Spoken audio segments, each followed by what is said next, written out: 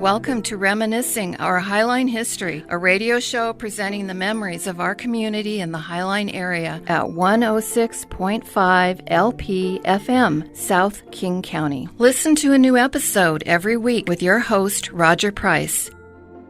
Ready for more stories?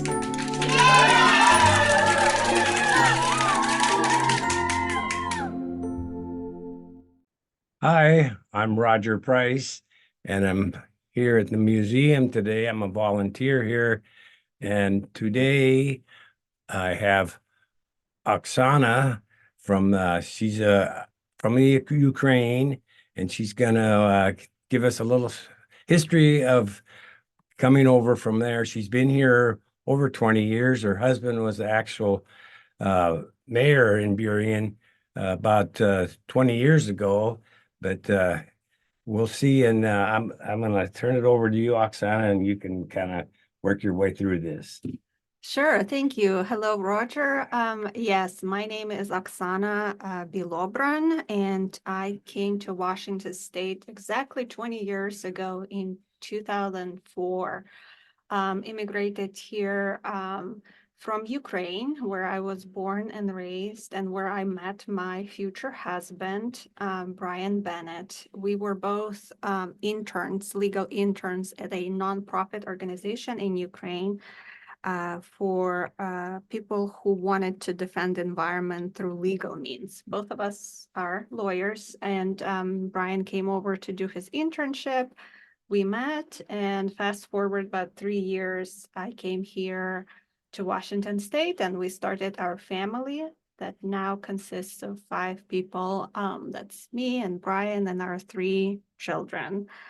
We bought a house in Burien in 2005, so 19 years ago, and are still part of our wonderful community. I guess maybe I'll talk a little bit about what it was like to be integrated into Burien community as a newcomer. I must say that the first kind of impression of Burien area for me was just how beautiful it was in terms of nature and parks and views and just amazing greenery. I think for a lot of people who didn't grow up here, that might be the striking first impression of this area. Of course, we're so lucky to have the wonderful parks we have, and just access to nature is something that I find extremely important for everybody. I mean, people who are busy at work and need to unwind, but also for children who need to have that kind of close interaction with nature. One fun fact about me is that I'm a very avid forager and know all kinds of things about mushrooms, which ones are edibles, which ones are not. And I forage a lot of flowers and make my own tea. Actually today I made my children pancakes with big leaf maple blossoms. They really like them, but my older one, she's kind of funny, and she said, "Mom, it's not even 7 a.m. and you already tried to kill us, and you're not even hiding it too well." But yeah, April is a wonderful time. So that was, I guess, a long story to say my first impression of Burien. Our first house was off of 124th. There is a Salmon Creek ravine there, I think. Yeah. You know, and goes the dead end. Yes, over by St. Bernadette's, maybe a little bit in that area. Yeah. 4 blocks north. St. Bernadette's is 128th, and so we were 4 blocks right overlooking the wilderness there, and it was really. Oh yes, the Salmon Creek drainage. Yeah. And so we, at that point when we bought the house, it was just my husband and me, didn't have children yet. And sometimes when he had to work late and I'd be home alone, overlooking the ravine and hearing coyotes, which to me was just really like, I moved to United States and I'm going to tell my friends I hear coyotes, which is also, people who grow up abroad have traditionally a very narrow kind of image of what America is, and it's like big buildings, skyscrapers, Not so much wildlife. not so much wildlife or coyotes next to your house, but we've seen them in our old yard. Yes, oh, cool. Well, and then also eventually you moved again, and your neighbor was Dr. Gunsel, and a lot of listeners probably remember Dr. Gunsel. He was uh, the doctor for the football team at Highline for many, many years, and he also maybe you could elaborate about his. He was also a veteran of World War II, so maybe you have Yeah. I do have wonderful memories about Dr. Gonzal. He would introduce himself to us when we met him and said that he delivered half of durian. He said, I know everybody here because I delivered half of them. Was a wonderful person, very easy to maintain a conversation with. And then once he used to live just about 2 houses from where we currently live. And I made a point to get to know him pretty well for the benefit of myself, but also my children. Once I learned that he used to serve in the U.S. Army during the World War II, and I believe it was in the Balkan region. So we had stories to hear, which were really, meaningful. Somebody who comes again from Ukraine. And it might be an interesting fact for the listeners is that more Ukrainians died during the World War II than any other nationality, more than Germans, more than any other nationality, because the German army went through Ukraine twice on the way to kind of Moscow towards, and then on the way back. So, I was always very deeply interested in that history. And once I got to know Mr. Gonzal, he'd share stories with us and our children, and we made a little family tradition to go visit him at least once a year on Veterans Day. And so, yeah, and when he passed away, the family had an estate sale, and I came home with lots of really interesting artifacts. I don't know if you know that about Mr. Gonzal, but what he shared with us is he has visited every Olympic game since like 1950 something. Oh, really? He has not missed a single Wow, one. could have been Yeah. 56 or somewhere in there. Yeah. And so I brought home some books about history of Olympic Games, but also 2 really memorable items that I still, really cherish. Is one was a book published in late 1800s. It was like in this really old leather-bound book. It's a poetry written by a soldier of British soldier who served in India. And I always liked poetry, and so finding this really old book kind of spiked my interest, but also that Mr. Gonzal, veteran himself, had a book written by a soldier previous generation, was meaningful. And then another thing that I came home with was a flag, United States flag, that Mr. Gonzal was given for all the achievements he's achieved in his lifetime. And at some point, a little paper that comes with the flag says it was flown over the U.S. Congress.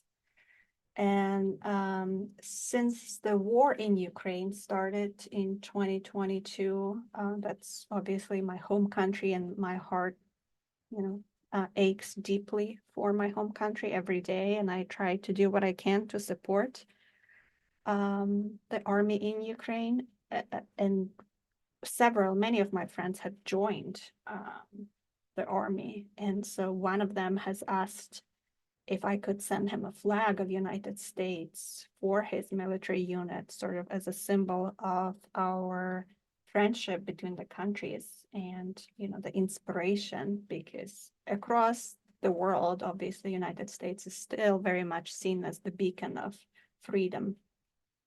And so me and my husband, we kind of looked at each other and said, okay, let's hand them this flag from Mr. Gonzal.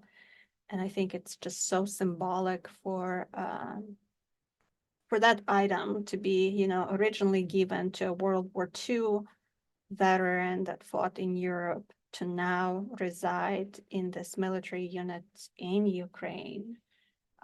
It's just deeply meaningful to me and shows how just every generation, unfortunately, I mean, we were hoping that that would stop it sometime soon, but still every generation has a fight to fight to protect our Oh, it must freedoms. be very inspirational to the ones you sent that flag to too. I Yeah. mean, that's a very cool thing.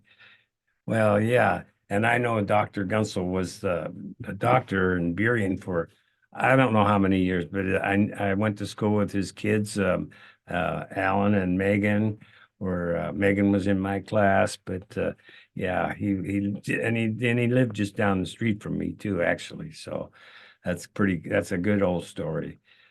So you also now immigration was probably something maybe you'd like to speak on a little bit and tell us about that whole process.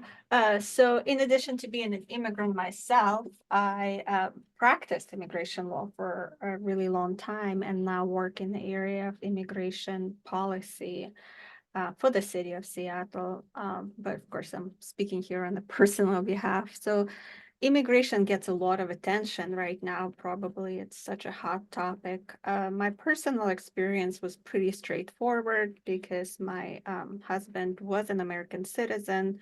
He was able to petition for me, and that process is, pretty quick and straightforward. Took us several months, but then I had a visa and came here. Got my citizenship about 3 years after coming here, and really proud and cherished to have that citizenship and had always been active politically because I think it's something that many people take for granted, all the freedoms we have here.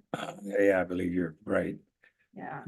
But because I was a lawyer in Ukraine, and when I came here, one of the things I had to do is to kind of go back to school because that degree isn't transferable. So I went to UW, University of Washington Law School, and then passed my bar exam and started practicing immigration law because, I had language skills. I speak a couple more languages than English, and so I thought it was going to be helpful.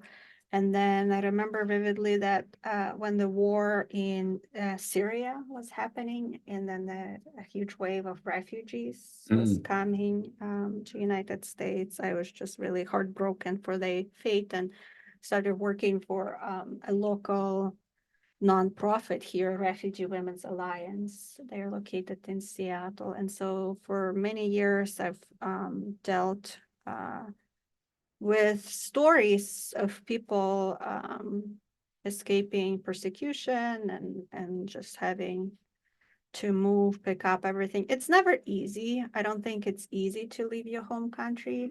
If any of the listeners can just imagine having to do that. I know your program talks about people who grew up in Burien. So by definition, I think the audience kind of is somebody who's really deeply rooted in the community and has this understanding and like what it's like to belong. And so if any of you imagine to live in circumstances when you kind of have to just pick up your roots and leave, it's never easy. No. Unfortunately, that's a reality for many people. And going back to the World War II, my grandmother was forced to leave her home house when the Germans came and was forcibly relocated and, build a new house in Ukraine and spend most of her life in this new area. But to the last breath, she was saying how if she could go back, she would walk there any day. Oh boy. There is like nothing as the home where you grow up. It really pulled her in, didn't it? Yeah. That's great. Yeah. And so immigration, it's a polarizing topic, but I think if the listeners want to look at it through the personal experience and trying to put themselves in the shoes of people, I think that's kind of a very unique and hard human experience to go through. Uh-huh. And I will say that I'm pretty amazed by how welcoming people are here. And it's really, really unique. And when people complain about, oh, somebody mispronounced my name, or I didn't belong, or this or that, like, find another country anywhere in the world where it's easier to be an immigrant.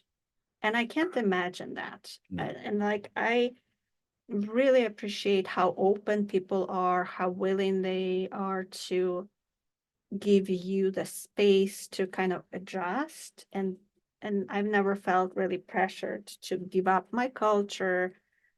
The opposite, I felt really like this is the country that truly believes in this, in the benefit of learning from other cultures and experiences. So, but yeah, I mean, many people say that our immigration system is broken. I truly believe that. I also know that it's important for people who grow up here to kind of not lose that sense that this is the place they know too quickly.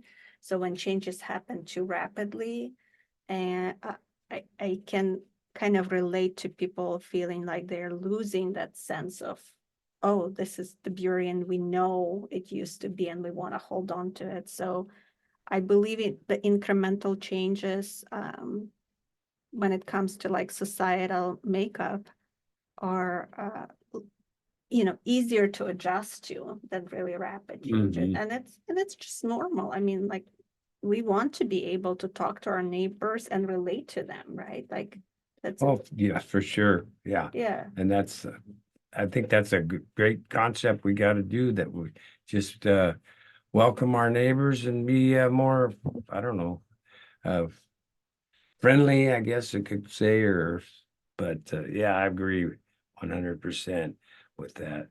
And now your children also came up through the school system here. I believe you mentioned one was at Kennedy now, and Mount Rainier was another one. So uh, hey, maybe you could explain why your daughter went to Mount Rainier, because they have a special program that she had to be in a lottery to just kind of even get to go to Mount Rainier, wasn't it like that? Yeah. So all three of our children initially went to St. Francis, which is a school that's really close to our house, and we loved our experience there. We still have one. So our children are now 16, 14, and almost 10. So the youngest is still there. And our oldest daughter graduated from St. Francis, 3 years ago now? So kind of pandemic time. Mhm. And the pandemic and schooling, that's a completely different topic, but she was totally ready for non-Catholic education and wanted to go to public school, which of course we respected. And when we looked into schools, our normal district school would be Highline, but we didn't, but at that time, and I don't believe it offers this specific program which called International Baccalaureate yet.